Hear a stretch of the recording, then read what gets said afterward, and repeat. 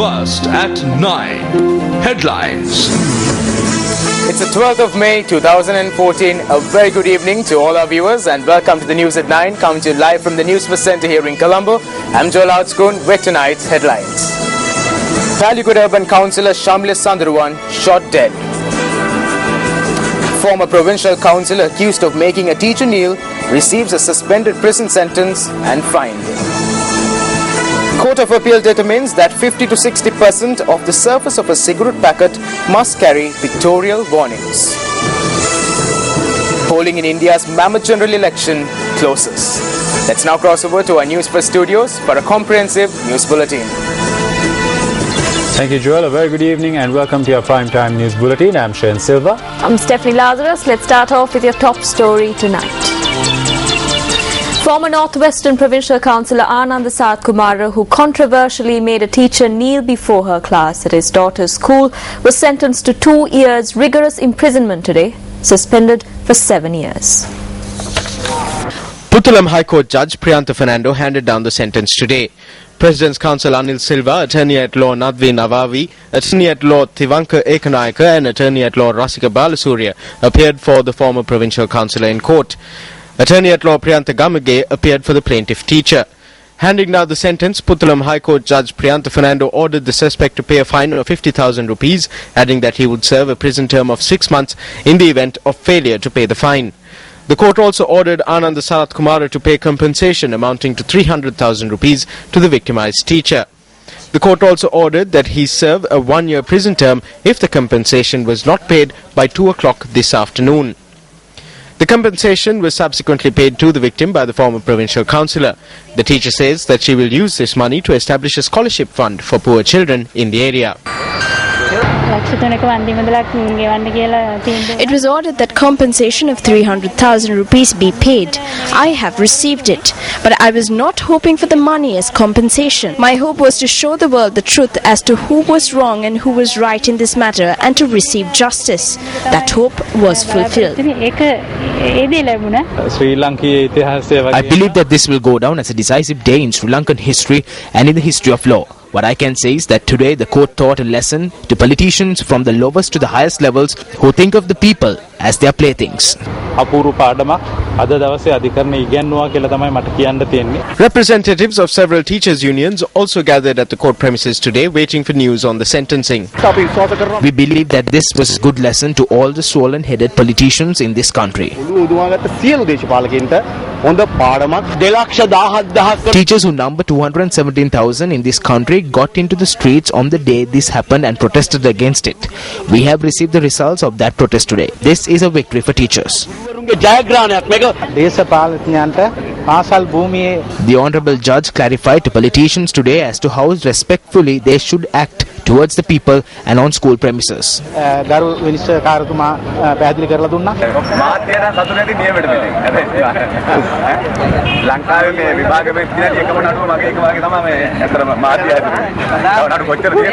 On the 14th of June last year, former provincial councillor Anand Sarath Kumara had made the teacher in charge of discipline at the Navodaya school in Navagatte Gama kneel before students after the teacher had reprimanded his daughter for her attire. The councillor was later arrested by the police. The Court of Appeal determined today that pictorial warnings will be displayed on between 50 to 60% of the surface of a packet of cigarettes, with 40% of the surface area to be allocated for the manufacturer's details. The Court of Appeal issued this determination today after considering a writ petition filed by Ceylon Tobacco Company PLC against a decision taken by the Minister of Health to print pictorial warnings on cigarette packets. The petition was considered and a determination reached by a 2-judge bench of the Court of Appeal comprising of Justices Anil Gunaratne and Malini Gunaratne. President's Counsel Faiz Mustafa, President's Counsel Ali Sabrin and Attorney at Law Nehran Karim appeared for Ceylon Tobacco Company PLC, while Deputy Solicitor General Janaka De Silva appeared for the Minister of Health. In their petition, Ceylon Tobacco Company PLC noted that a pictorial warning covering 35% of the surface of a packet of cigarettes would suffice. Ceylon Tobacco Company PLC sought a determination from the court in this regard. However, Deputy Solicitor General Janaka De Silva, appearing for the Minister of Health, argued against this proposal and said that a pictorial warning covering about 75% of the surface of a packet of cigarettes was necessary. Considering the submissions made, the bench determined that while 50 to 60% of the surface area of a packet of cigarettes should carry a pictorial warning, 40% should be allocated for the manufacturer's details. The Gazette notice on the orders pertaining to the printing of pictorial warnings on cigarette packets was presented to Parliament on the 24th of January. Presenting the order to Parliament, Leader of the House Minister Nimal Siripala De Silva said that the pictorial warning should cover no less than 80% of the surface area of a packet of cigarettes and that it should be printed on both sides. Ceylon Tobacco Company PLC subsequently initiated legal action against this decision. I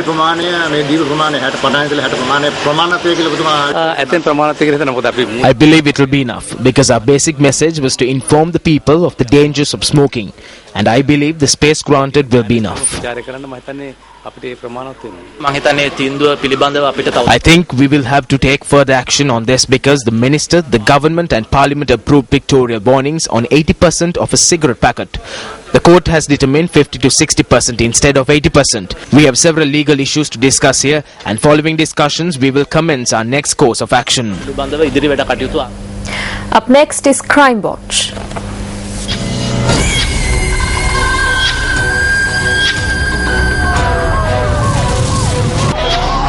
UPFA Council of the Paliagod Urban Council, Shamila Sandurwan, was found shot dead this morning inside a vehicle. The shooting had occurred at about 11:15 today. The police media spokesperson says that an individual who accompanied the urban councillor is in critical condition and is receiving treatment at the National Hospital in Colombo. The police media spokesperson says that the shooting was carried out by suspects travelling on a motorcycle who had then fled the scene.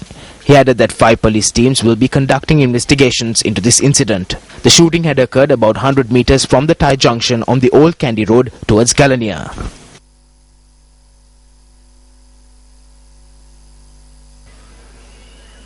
A UPFA councillor of the Paliagod Urban Council contested the local government polls in 2011 and was placed 6th in the electorate. A married man, he was 23 years old at the time of his murder. I went to the courts with my son this morning. Just after that, he told us to leave and he said that he is leaving for some Dansala work. My son came and someone called him and asked him to come, and we don't know who the person is. And my son left and they have shot my son. This is a result of politics. They have done this crime because my son will be supportive to the mayor when they get the judgment from the High Court on the 16th after winning the budget. He was not an evil person. He used to say that we were both alone and that everyone has left us. He said we must remain honest to serve the public. Our cameras captured footage of several empty shell castings at the time of the shooting.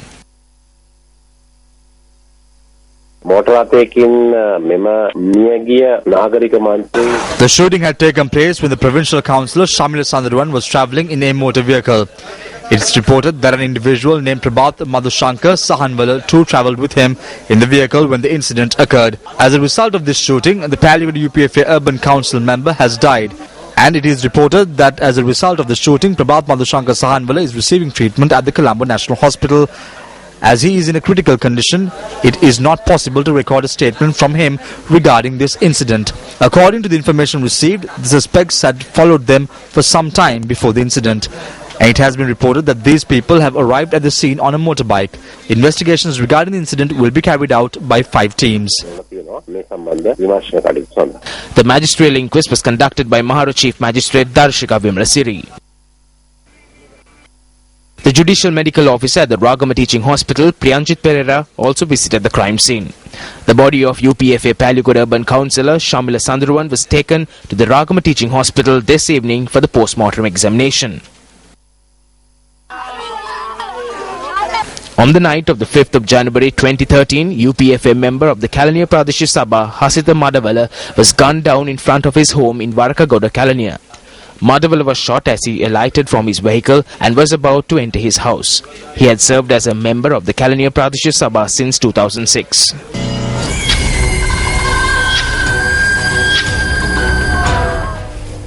The The meeting between representatives of the Locomotive Operating Engineers Union and the Transport Ministry ended conclusively today. Speaking at a media briefing in Colombo today, Minister of Transport Kumar Valgama said that based on a common consensus, train services will return to normal. A meeting was held between the Secretary to the Ministry of Transport and representatives of the Locomotive Operating Engineers Union at the Ministry of Transport in Colombo today. Subsequent to the meeting, a media briefing was convened. අපි පළමුවෙන්ම කියන්න ඕන අපේ පරිපාලනයේ පැත්තෙනුත් යම්කිසි Firstly, we must admit that there are several shortcomings in our administrative framework and the way in which train services operate. Incidents of this nature occur when these issues meet. Hence, we ironed out our problems within the Railways Department and discussed how we could move forward. We reached a common consensus and decided that train services will operate as before. පත් කරන්න සහ දුවන්න අද අපි තීරණය කරා. සංගමයේ හැටියට ගරු අමාත්‍යතුමාට අපි ඉසුසිවන්ත වෙනවා. As a union, we would like to express our gratitude to the Minister for directly getting involved in this issue and building trust between the two parties concerned. With the Minister's intervention, we were able to find a solution to the problems at hand and operate train services with minimum inconvenience to the public, adhering to safety procedures.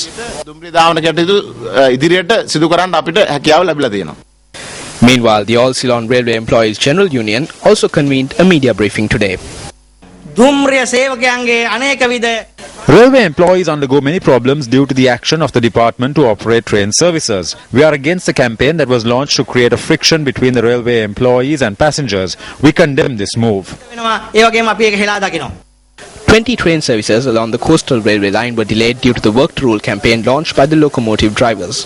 On the 8th of this month, the Locomotive Operating Engineers Union decided to launch a Work to Rule campaign by adhering to strict safety rules until the signal system is restored.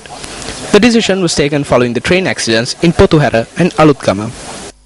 We cannot go to work on time and this causes a lot of problems. We are very late today. We are from Vaunia and we couldn't send our children to school. I am from Palali. The train usually arrives to Fort by 4:45. Look at the delay. According to the Railway Control Room, train services leave the Fort Railway Station on time and added that delays are reported from office train services that reach the Colombo Fort Railway Station. At the Kaltar Railway Station, an announcement was made that the Ruhunkumari train service was delayed by 20 minutes. Another train service from Colombo to Mathura reached the Kaltar train station following a 20-minute delay. According to our reporter, train delays were reported between Polkahavela and Colombo as well.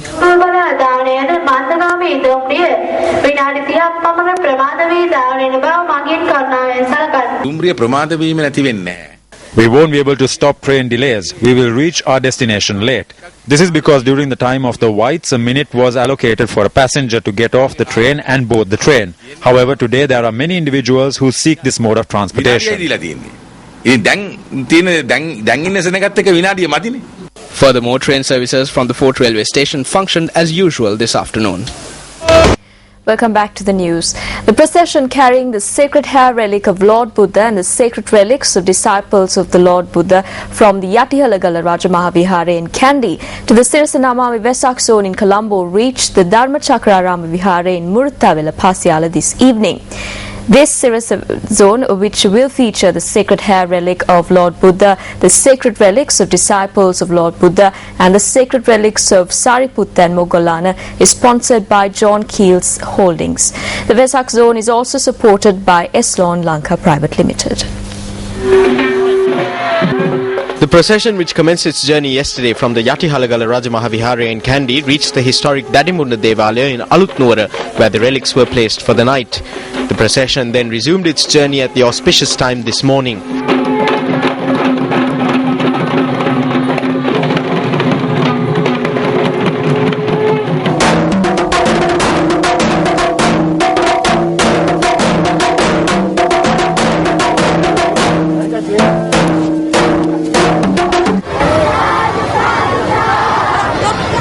The procession, which reached the Kandy-Colombo road via the Higula junction and then proceeded to Mavanala and Kegol, was welcomed by a large number of devotees who thronged either side of the route of the procession.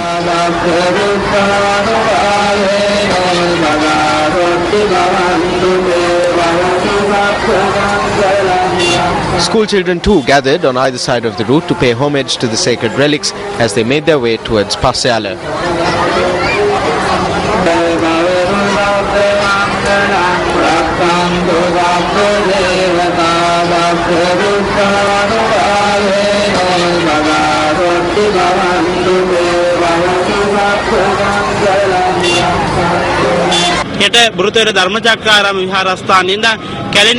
Tomorrow we hope to journey with the relics from the Dharmachakra Vihare in Muthuwela to the Kalani Vihare. We ask the Buddhist people to join hands with us on this pilgrimage of the relics to receive blessings and to pay homage.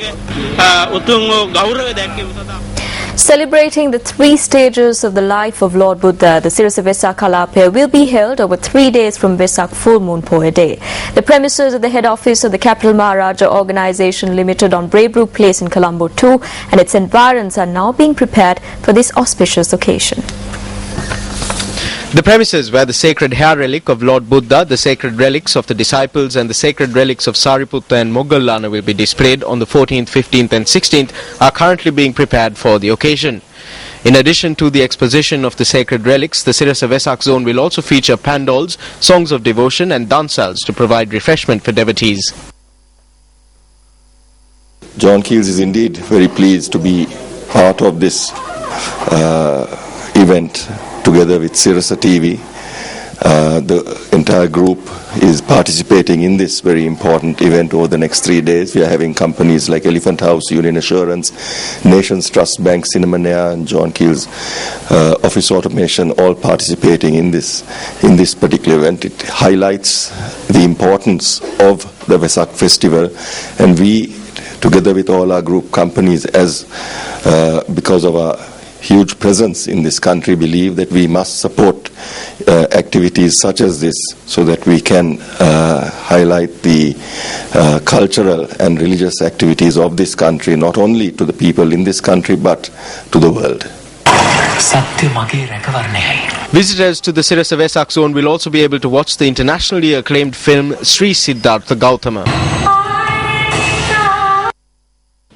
Last time when I came for Sirasa Vesak zone, I had a great experience. I felt the warmth and love of all the Sri Lankans for me, for Buddhism, for movie Sri Siddhartha Gautama. So I thought this time I'll come again and meet every Sri Lankan at Sirasa Vesak zone and give them my good wishes and try to unify all of them and try to bring the people from the grassroots level on a common platform. I think it's a proud moment of the whole of Sri Lanka because our movie Sri Siddhartha Gautama have won 5 awards in the feature film category, that is best feature film, best editor, best director, best actor and best music director. And now I would like to indulge myself in the Vesak zone, and we are screening the movie Sri Siddhartha Gautama in all the temples throughout Sri Lanka starting from 14th of this month. The sacred relics of Sariputta and Moggallana, which will also be brought to the Sirasa Vesak zone, are currently housed at the Mahabodhi Agrashavaka Mahaviharya. Special religious observances are being held there today for the 8th consecutive day prior to the departure of the relics to the Sirasa Vesak zone. To mark this year's Vesak celebrations, S-Lawn Lanka Private Limited has initiated a meritorious act launching a mobile application containing a set of Buddhist spirit and Gatha. The app was ceremoniously launched today at the auspicious time of 10:30 a.m. by the Dewadane Nilame Pradeep Nilangadala at the sacred temple of the Tooth Relic in Kandy. In the meantime, the director and the crew of the Sri Siddhartha Gautama movie arrived in Sri Lanka last evening after winning 5 awards at the Buddhist Film Festival held in Vietnam. The Sri Siddhartha Gautama movie received the awards for the Best Picture, Best Director, Best Editing and Best Music Direction at the festival held on the 8th of this month. The movie also received the award for the Best Movie in the recently concluded New Delhi International Film Festival. The director and the crew, along with the 5 awards, were given a warm welcome as they touched down in the country last evening.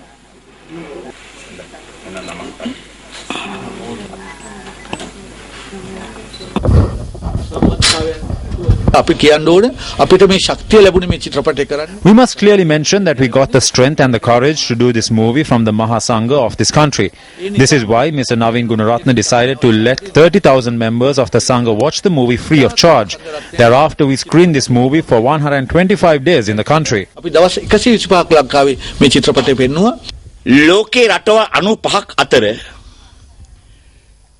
The film was able to win 5 awards from among 95 countries. I believe this is a great honor bestowed upon the country.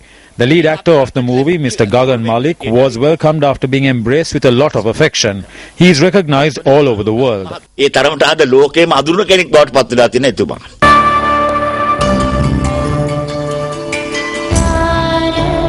Gagan Malik, who portrays the role Prince Siddhartha in this movie, is a North Indian actor. President Mahinda Rajapaksa says that service to the people should be done while protecting professional rights. He mentioned this in his speech at the International Nurses Day celebrations held today. The International Nurses Day celebrations were held at the Bandaranaike Memorial International Conference Hall this evening under the auspices of President Mahinda Rajapaksa.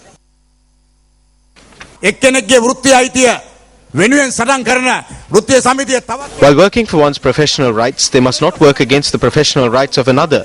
This is against the norms of unionism. I ask the doctors to agree to the 4-year course that is accepted the world over. Support it. Do not destroy another person's chance to become a graduate like yourselves.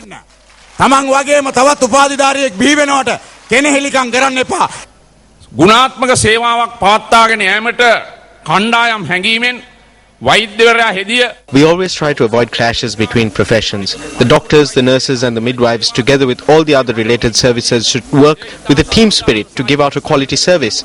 In these responsibilities, we must be fair and just.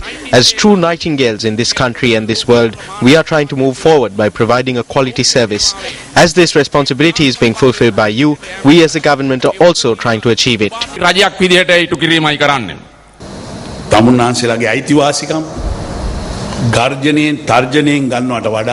It is ideal if you can win your rights through dialogue and by working towards it rather than resorting to threats. How much do we have to struggle and how many lives will be sacrificed to do or to obtain something in those ways? It is better if all professions get together, discuss and earn your rights while securing your identity and providing the service required by the people.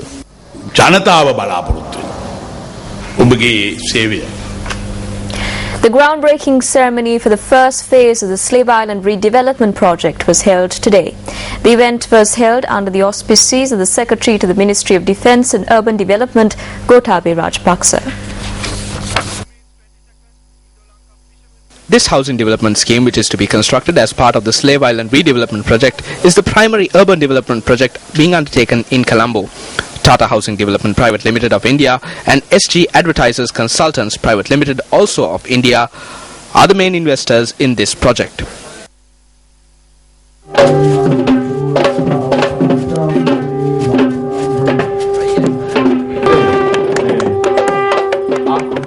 The primary intention of the project is to provide better amenities and a permanent home for people who previously lived in low-income housing on this land.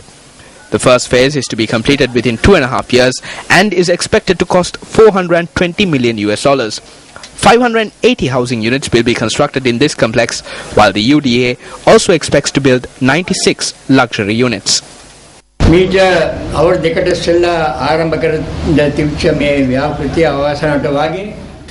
The housing project, which was to commence about a year ago, was postponed owing to unfortunate circumstances. If those problems did not exist, by today these innocent people would have been living in good homes here. If the people cooperate with us, we can transform this city into a beautiful city in short time.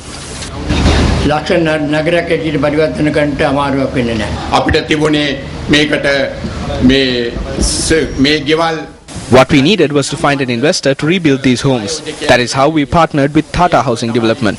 At this occasion, when this concept is bearing fruit, we express our thanks to the Defence Secretary on behalf of the people of Slave Island and the employees of the UDA.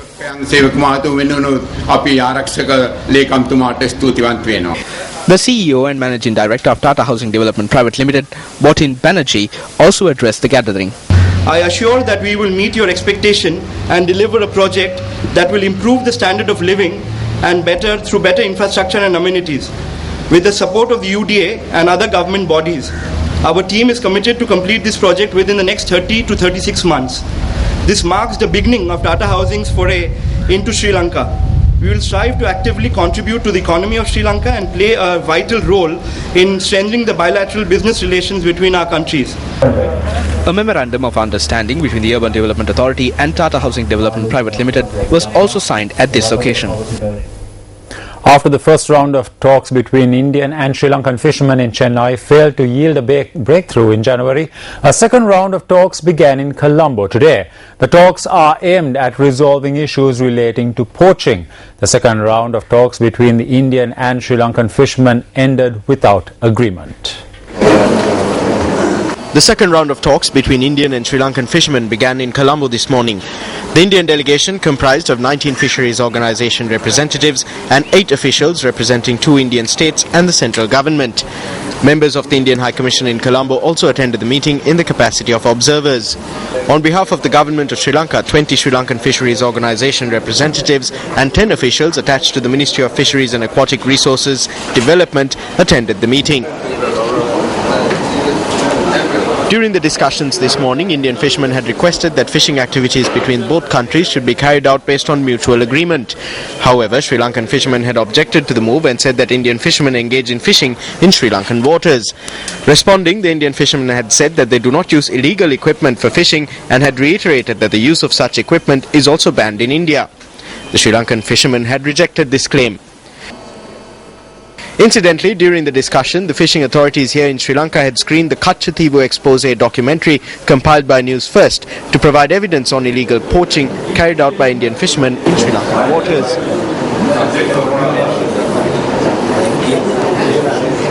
The first round of talks between Indian and Sri Lankan fishermen with the objective of resolving the issue of poaching and use of illegal equipment in fishing activities was held on the 27th of January.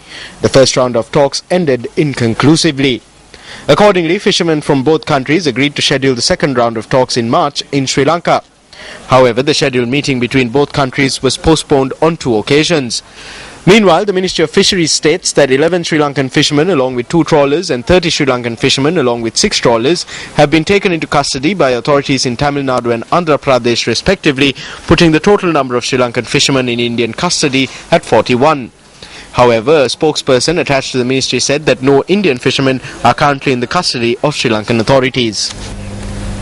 The MMBL Pathfinder Group of companies received a certificate of verification today from International Certification Services Private Limited based in India for its 5S workplace organizational technique. Incidentally, the MMBL Pathfinder Group of companies is the only company in Sri Lanka to have received the certificate of verification from the International Certification Services Private Limited. Nandana Devake, Direct Admin and Security at the MMBL Pathfinder Group of companies, received the certificate at an event held today from Lal Fonseca, the Chairman and Managing Director of Kaizen Productivity Private Limited, who consulted in this venture. The founder of the MMBL Pathfinder Group, Milinda Morogoda, was also present at the occasion. It's a wonderful day for MMBL Pathfinders because they have implemented 5S in their office at the river point at Paliaguda within a short period of 7 weeks. This is the first time I'm coming across within a short period of time implementing a successful 5S implementation. Former Chief Justice Dr. Shirani Bandaranayake declined to plead guilty or not guilty when the case pertaining to her assets and liabilities was taken up at the Colombo Magistrates Court today. Appearing on behalf of Dr. Shirani Bandaranayake, President's Counsel Attorney at Law Nali Laduahetti submitted to court that the bank in question had not allowed full access to the data of the bank's accounts of the suspect as ordered by court. He further said that his client was not in a position to either plead guilty or not guilty without inspecting the data that are stored in the computers. The magistrate who accepted this granted the defense time to inspect the computers and gather the relevant evidence. The case has been postponed to the 20th of May and the trial will take place on the 4th of August. The Bar Association of Sri Lanka organized a seminar on public interest litigation at the auditorium of the association today. The aim of the seminar was to educate legal professionals on the principles and the basis on which public interest litigation could be filed. A group including Upulja Surya, the president of the Bar Association of Sri Lanka, participated at the event.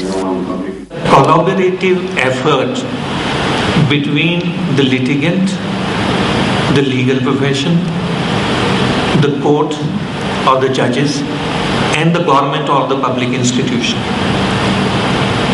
Now, if all these 4 or 5 do not optimally play their role because it has to be non-adversarial in nature. The PIL leads to more contentious environment rather than resolution. There were various judgments in last 5-6 years which in terms of mega scams, because when the economy gets liberalized, there is a pace of development and the structure of governance are non-transparent. So many things pass muster and escape the public gaze. But once through a court process, an intensive gaze is put on them, all the worms in the can come out. Woman has committed suicide by jumping off the Mahanama bridge in Mathura. The police said that the incident occurred at around 11 a.m. today. The deceased is a 41-year-old resident of Nakulgama, Kalpathu area by the name of Madura Peruma Arachige Chitrage Margaret. Our reporters say that she had committed suicide following a personal dispute and the body has been placed at the mortuary of the Mathura hospital. Sri Lanka marks 5th anniversary of victory over terrorism in Mathura on the 18th of May 2014. 6 days more.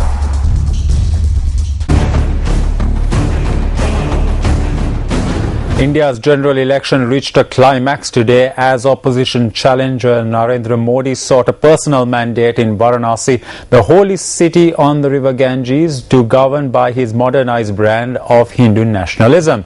Modi is the first prime ministerial candidate to stand in the 3,000-year-old city where several religions mingle, but the erstwhile leader of the Aam Aadmi Party, Arvind Kejriwal, who is contesting in the same seat, is expected to give Modi a battle.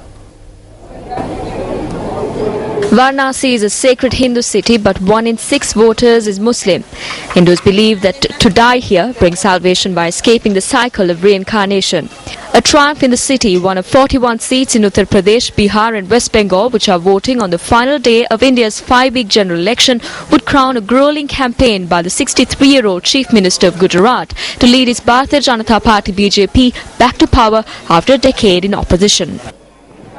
Campaigning mainly on promises to create jobs and restore India to a path of high economic growth, Modi, whose critics accuse him of harboring Hindu supremacist views, has largely steered clear of religion. His oratory skills and high-tech campaign have made him a solid favourite in opinion polls to unseat the Nehru-Gandhi dynasty from New Delhi and easily take Varanasi. Congress, which has lost popularity after a string of corruption scandals and a sharp economic slowdown, promises to extend welfare policies that helped it sweep into a second term 5 years ago. In West Bengal's North 24 Paragnas district, massive crowds of voters turned up from early morning today as they sought to have their say in deciding who governs the nation of 1.2 billion people. Violence marred the final round of voting in India's eastern West Bengal state when at least 9 people were injured after supporters of the Communist Party of India, Marxist and regional Trinamool Congress clashed at Haroa in North 24 Parganas district. Police and paramilitary personnel have been deployed in the area. Uttar Pradesh, Bihar and West Bengal are voting on the final day of India's 5-week general election. Fast bowler Dhammika Prasad has been recalled into the national squad for the practice matches of the Sri Lankan tour of England. However, it is also reported that the Executive Committee of Sri Lanka Cricket has not approved his expenses for the tour. Sri Lanka Cricket mentioned earlier that Dhammika Prasad will not take part in the tour of England and that he will be returning to the country after playing for Sri Lanka during the tour to Ireland. However, he has joined the rest of the team in England to participate in the tour. CEO of Sri Lanka Cricket Astrid De Silva stated that Lasith Malinga and Kumar Sangakkara will join the national team by the 15th. As a result of this, national selectors had requested Dhammika Prasad be included in the national squad for the practice matches. Astrid De Silva also stated that there won't be any additional expenses due to this inclusion. However, the main objective of a special executive committee meeting, which was held today, was to obtain approval for the allocation of funds for Dhammika Prasad. This was confirmed by a high-ranking official of Sri Lanka Cricket. He noted that the meeting was not held today because quorum was not reached. And with that, we wrap up this edition of Primetime News. Thanks a lot for joining us. I'm Shane Silva. I'm Stephanie Lazarus. It was a pleasure having you with us. Take care and good night. Hotline 0114-896-896. www.newsfirst.lk. Feedback at newsfirst.lk.